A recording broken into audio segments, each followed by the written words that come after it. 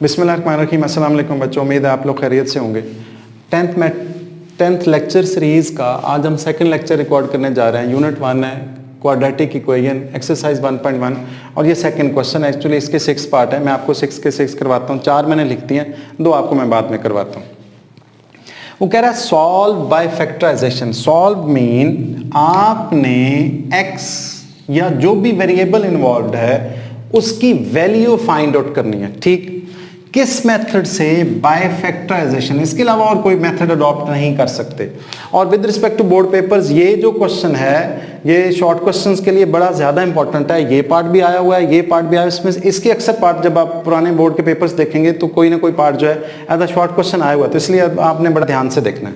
ठीक, अब x square minus x minus 20 इसकी मिड टर्म ब्रेक हम करेंगे और 20 के ऐसे दो फैक्टर के -1 बने, तुम्हारे पास बन सकता है बड़े आराम से 20 is equal to 4 multiplied by 5। 20 को हम लिख सकते हैं 20 is equal to 4 multiplied by 5। ये दोनों फैक्टर्स को जब आप प्लस माइनस करेंगे तो 1 हमें चाहिए, वो बड़े आराम से मिल सकता है।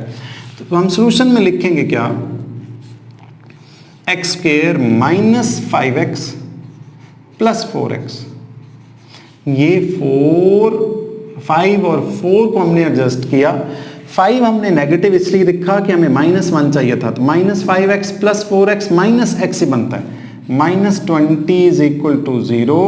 इन दोनों पेयर से अब आपने क्या करना है? कॉमन लेना है। इन दोनों पेयर से कॉमन क्या आएगा? x कॉमन आएगा, तुम्हारे पास रह जाएगा x माइनस 5 प्लस 4 कॉमन आएगा तो क्या रह जाएगा? x minus 5 is equal to 0। अब इन दोनों को, ये जो सेम पार्ट हैं, इन दोनों को आपने कॉमन लेके 1 टाइम लिखना है। तो हम लिखेंगे x माइनस 5 ब्रैकेट उसी तरह से x plus 4 is equal to 0। ठीक, x माइनस 5 मैंने x माइनस 4 लिख दिया, x माइनस 5 को 1 टाइम लिखा और x प्लस 4 लिख दिया इज इक्वल टू 0। अब ये दोनों फैक्टर का प्रोडक्ट 0 के इक्वल है। दो फैक्टर का प्रोडक्ट 0 के इक्वल हो तो दोनों को आप बारी बारी 0 रख सकते हैं। मैंने इंप्लाइज दैट डाला, x माइनस 5 लिखा इज इक्वल टू 0, दरमियान में लिखेंगे, और x plus 4 is equal to 0। अब आपने x अगर फाइंड आउट करना है तो कांस्टेंट उधर जाएगा, इधर -5 उधर जाकर क्या हो जाएगा? +5 दरमियान में, और as it is x is equal to -4। अब आपने इसका सॉल्यूशन सेट लिखना है। अच्छी बात है, सॉल्यूशन सेट लिखें। अब चूंकि वेरिएबल एक ही है, दोनों x ही हैं, x की वैल्यू 2 आई है, तो आपने सिंगल ब्रैकेट लगानी है। यहां बच्चे गलती से डबल ब्रैकेट लगाते हैं, तो ऐसा नहीं करना, वो सॉल्यूशन सेट हो जाता है, वो कोई और बात हो जाती है, वो ऑर्डर पेयर बनता है। तो हमने लिखा 5 माइनस 4, और याद रखें अगर -4 पहले और 5 बाद में लिख देता तो क्वेश्चन पे कतन फर्क नहीं पड़ता। आप सेट के अंदर एलिमेंट्स की पोजीशन को चेंज कर सकते हैं, जैसे मर्जी लिखें, कोई फर्क नहीं पड़ता। ओके, अब इस पार्ट पर आ जाएं। This is part number 4। हमने पहले क्या करना है कि इस y को अंदर मल्टीप्लाई करना है। थोड़ी सिंप्लीफिकेशन करें इसकी। हमारे पास आएगा 3y square is equal to, y को y से किया तो y square minus 5y। Okay, फिर आपने सबको सॉल्व करने के लिए याद रखें, अगर आपने फैक्टराइज करना है तो सबको एक साइड पर करना जरूरी है और एक साइड पर 0 होना भी जरूरी है। तो हम लिखेंगे 3y square minus y square plus 5y is equal to 0। 3y square minus y square plus 5y is equal to 0। यहां से 3y square minus y square तुम्हारे पास रह जाएगा 2y square plus 5y is equal to 0। इन दोनों से आपने क्या कॉमन लेना है? y। जब आप y कॉमन लेंगे तुम्हारे पास रह जाएगा 2y प्लस 5।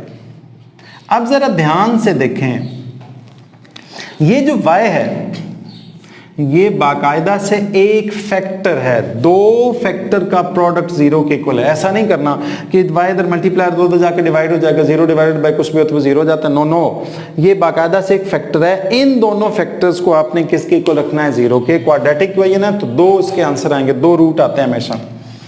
हमने किया क्या? y इज इक्वल टू 0 रखा, एक ये तो डायरेक्ट आंसर आ गया। ठीक, दरमियान में लिखेंगे और 2y plus 5 is equal to 0, दूसरे फैक्टर को भी 0 के इक्वल रखा। अब 2y इज इक्वल टू -5, ये 2 इधर मल्टीप्लाई उधर जाकर डिवाइड हो जाएगा तो बनेगा -5 डिवाइडेड बाय 2, ये आपका सेकेंड आंसर।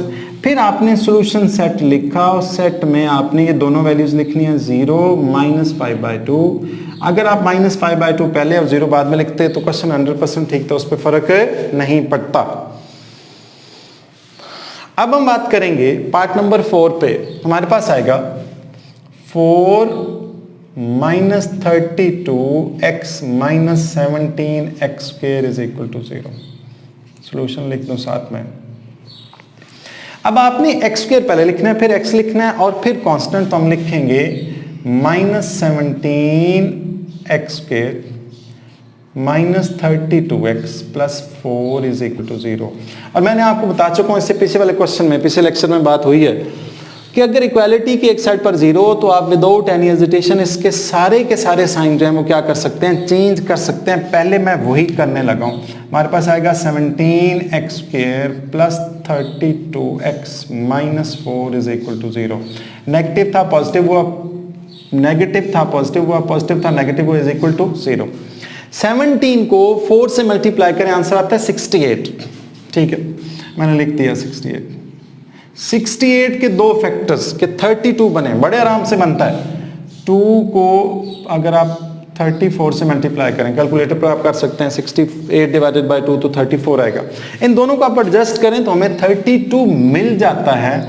हम लिखेंगे 17x² + 34x - 2x - 4 is equal to 0। हमें 32 पॉजिटिव चाहिए था तो हमने 34 - 2 कितना बनता है, 34 - 2x तो कितना बनता है, 32x - 4 इज इक्वल टू 0। अब फर्स्ट 2 टर्म से कॉमन, लास्ट 2 टर्म से भी कॉमन लेंगे। हमारे पास रह जाएगा 17x लेंगे, हमारे पास रह जाएगा x + 2। 17x कॉमन लिया तो x रह गया, 17 2 और x बाहर चला गया था। -2 कॉमन लिया आपने, -2 कॉमन लेंगे तो हमारे पास रह जाएगा x + 2 इज इक्वल टू 0। इसको आपने कॉमन लेके 1 टाइम लिखना है। हम लिखेंगे x + 2 और साथ लिखेंगे 17x - 2 is equal to 0। Okay, फिर आपने दो फैक्टर्स का प्रोडक्ट 0 के इक्वल है तो दोनों को इंप्लाइज दैट डाल के आपने क्या लिखना है, 0। हम लिखेंगे implies that x + 2 is equal to 0, दरमियान में लिखेंगे और 17x - 2 is equal to 0, x is equal to -2 या फिर 17x is equal to 2, x is equal to 2/17। अब आपने किया क्या, इसका सॉल्यूशन सेट लिखा, जो वैल्यूज मर्जी पहले लिखें, दरमियान में कॉमा और सिंगल ब्रैकेट आता है। उसकी वजह यह है कि हमारे पास वेरिएबल एक ही है, तो 2/17 ये आपका आंसर। फोर्थ पार्ट देखें इसका, हम सॉल्यूशन में लिखेंगे x² -11x - 152 is equal to 0।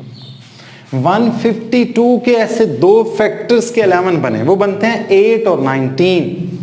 152 को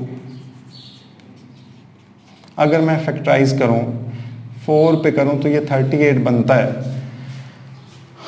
38 और 4 को जैसे मर्जी एडजस्ट करूं, हमें 11 नहीं मिल सकता। ओके, अगर मैं 152 को 8 पे करूं तो बनता है 19, 8 1 जार, और हमारे पास 72 बनता है तो 8 7 जार। कैलकुलेटर पर जब आप करेंगे तो बड़े आराम से हो जाएगा। अब इन दोनों को अगर आप प्लस माइनस करें तो 11 बन सकता है। ठीक, हम लिखेंगे x² मिड टर्म ब्रेकिंग है, आपने 9th में एक्चुअली डिटेल से सीखी हुई है।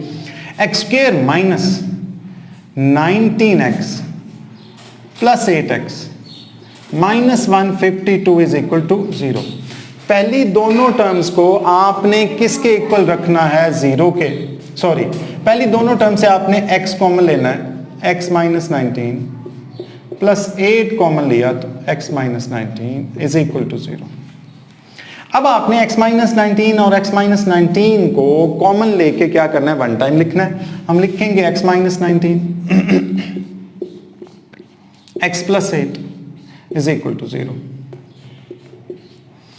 दोनों फैक्टर्स का प्रोडक्ट 0 के इक्वल है, तो दोनों को आप किसके इक्वल रखेंगे? 0 के। हम लिखेंगे x minus 19 is equal to 0, दरम्यान में लिखेंगे और x plus 8 is equal to 0, x is equal to 19, ठीक, दरम्यान में लिखेंगे और x is equal to minus 8। आपका जो सॉल्यूशन सेट बनेगा दैट वुड बी 19 और माइनस 8। माइनस 8 पहले और 19 बाद में लिखा जा सकता है, क्वेश्चन पे फर्क नहीं पड़ता। इस क्वेश्चन के टोटल फर्स्ट मैंने नंबरिंग शायद गलत की है, ये एक्चुअली सेकंड है, सेकंड थर्ड और ये फोर्थ है, सिक्स्थ नहीं है, ये जरा ठीक कर लीजिएगा, ये सिक्स फोर्थ है, ठीक। फर्स्ट सेकंड थर्ड और फोर्थ हमारा हो गया, फिफ्थ और सिक्स जो है वो 2 रह गए, वो मैं आपको बाद में कराता हूं।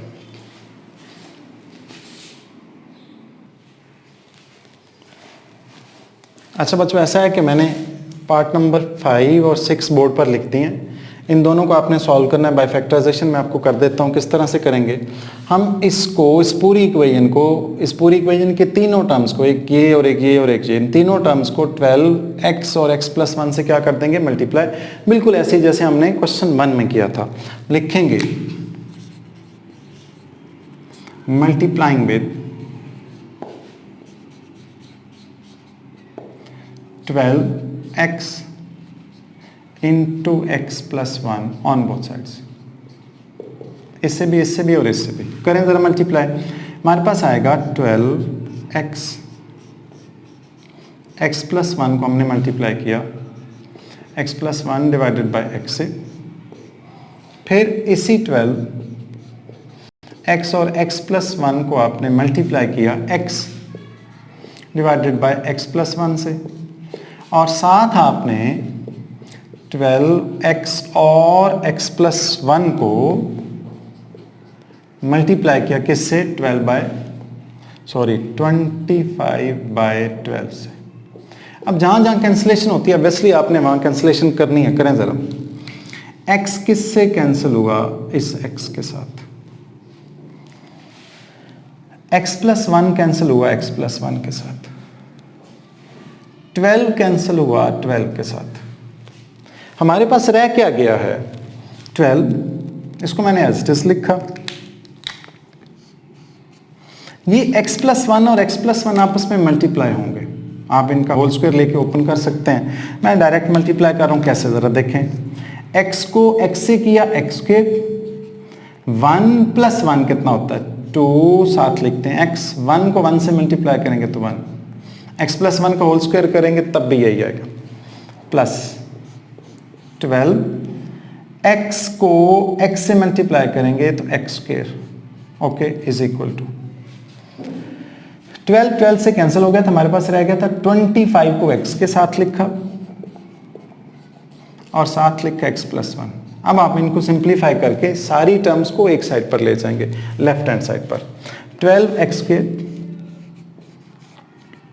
Plus 24x plus 12 plus 12x square is equal to 25x को x से मल्टीप्लाई करेंगे तो 25x स्क्वायर प्लस 25x। अब आपने सबको एक साइड पर लेना है ताकि एक साइड पर 0 और हम उसको सॉल्व कर सकें, स्टैंडर्ड फॉर्म बनाएं। 12x square plus 12x square कितना बनेगा? 24x square, okay. 25x square उधर पॉजिटिव था, इधर आके नेगेटिव हुआ, माइनस 25x स्क्वायर। अब 24x प्लस 25x, 24x उधर पॉजिटिव था, इधर आके तो क्या हो जाएगा? Negative, minus 25x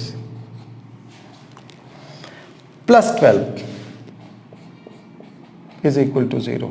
number of terms भी हम काउंट कर लेते हैं, 2 3 4 5 6, 1 2 3 4 5 6। इट मीन हमारी कोई टर्म मिस से नहीं हुई, ओके। अब 24x square minus 25x square तो बनेगा माइनस x स्क्वायर,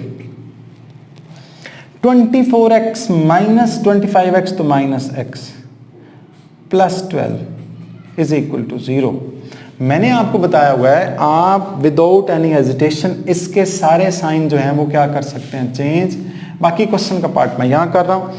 आप इक्वालिटी की अगर एक साइड पर जीरो हो तो आप without any hesitation implies that डाल के सारे साइन चेंज कर सकते हैं। मैं वही करने लगा हूँ इस स्टेप में। हमारे पास आएगा x square plus x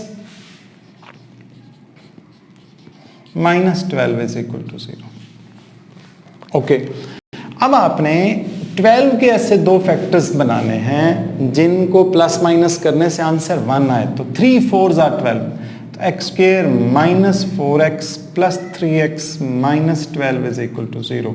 12 as it is, ये एज इट इज मैंने 12 के फैक्टर्स बनाए। मैं अगर यहाँ बना दूँ 3 4s are, तो इनको प्लस माइनस करें तो हमें ये 1 मिल जाता है, 1x। ओके, अब पहले दोनों टर्म से आपने कॉमन लिया, x कॉमन लेंगे तो x माइनस 4 प्लस 3 कॉमन लेंगे तो x minus 4 is equal to 0। जिन दोनों पर मैंने टिक किया इनको आप कॉमन लेके 1 टाइम लिखेंगे, x minus 4 x plus 3 is equal to 0।